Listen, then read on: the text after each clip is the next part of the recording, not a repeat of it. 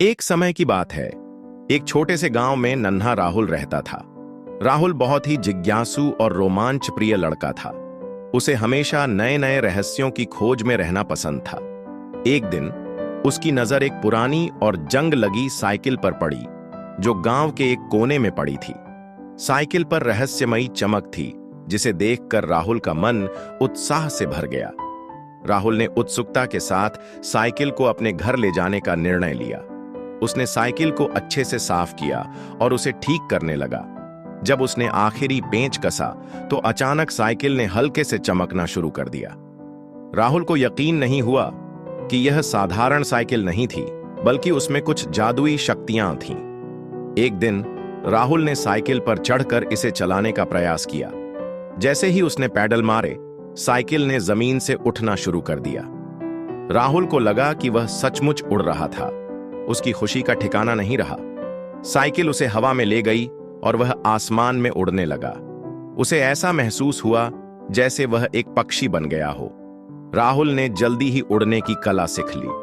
वह हर दिन साइकिल पर उड़ान भरने लगा और अपने गांव के ऊपर, नदी के पास के जंगलों और पहाड़ों को देखने लगा। एक दिन जब वह उड़ान भर रहा था, उसे जंगल के बीचों बीच एक चमकती हुई जगह दिखाई दी। उसकी जिज्ञासा ने उसे उस जगह की ओर खींच लिया। जैसे ही वह पास आया, उसे एक गुप्त द्वार दिखाई दिया जो हवा में तैर रहा था। राहुल ने साइकिल को नीचे उतारा और द्वार की ओर चल पड़ा। द्वार से गुजरते ही वह एक दूसरी दुनिया में पहुंच गया। यह दुनिया अद्भुत और रहस्यमयी थी, जहां अजीबो-गरीब प्राणी रहते थे और जादुई पेड़ और फूल खिलते थे। वहां उसे एक बूढ़ा जादूगर मिला।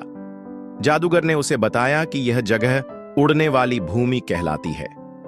वह भूमि सिर्फ उन्हीं लोगों के लिए खुलती है जिनके दिल में सच्चाई और साहस होता है।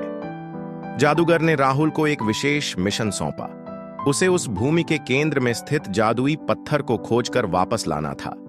वह पत्थर उड़ने वाली भूमि का दिल था और उसके बिना यह भूमि धीरे धीरे नष्ट हो रही थी।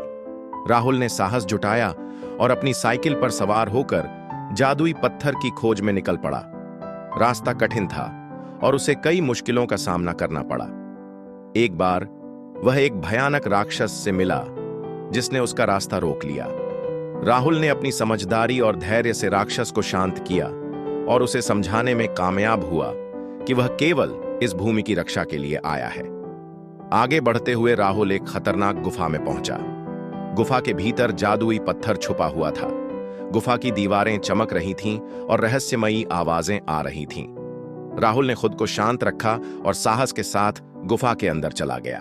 आखिरकार उसे गुफा के भीतर एक विशाल पत्थर मिला जो चमक रहा था। राहुल ने बिना किसी हिचकिचाहट के पत्थर को उठाया और बाहर की ओर भागा। जादुई पत्थर को पाकर राहुल की खुशी का ठिकाना नहीं रहा। उसने तुरंत अपनी साइकिल पर सवार होकर वापस उड़ने वाली भूमि की ओर उड़ान भरी। वहां पहुंचकर उसने जादूगर को पत्थर सौंप दिया। जादूगर ने खुशी से पत्थर को देखा और राहुल की सराहना की।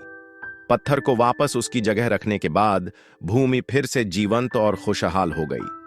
जादूगर ने राहुल को एक विशेष तिलिस्म भेंट किया। वह तिलिस्म राहुल को और भी बहादुर और समझदार बना दिया।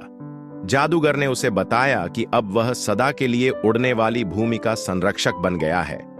राहुल ने वादा किया कि वह हमेशा सच्चाई, समझदारी और बहादुरी के रास्ते पर चलेगा। राहुल वापस गांव लौटा और अपने रोमांचक अनुभवों के बारे में सबको बताया। गांव के लोगों ने उसकी बहादुरी की कहानियां सुनकर उसकी तारीफ की और उसकी कहानियों से प्रेरित हुए। राहुल की कहानी सुनकर बच्चों में भी सच्चाई और बहादुरी की भावना जागने लगी।